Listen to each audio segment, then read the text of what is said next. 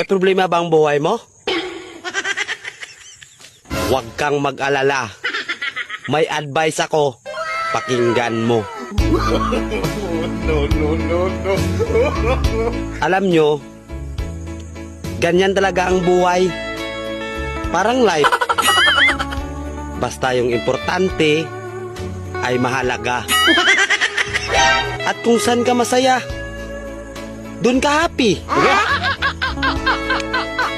Basta wag kang maniwala sa swerte. Kasi malas yun. Minsan ay sometimes. Kaya matuto tayong tumanggap ng acceptance. Halimbawa, for example, ang baby ay sanggol.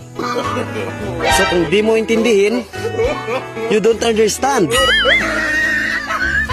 Basta kaibigan, lagi mong tatandaan that wherever you go are there.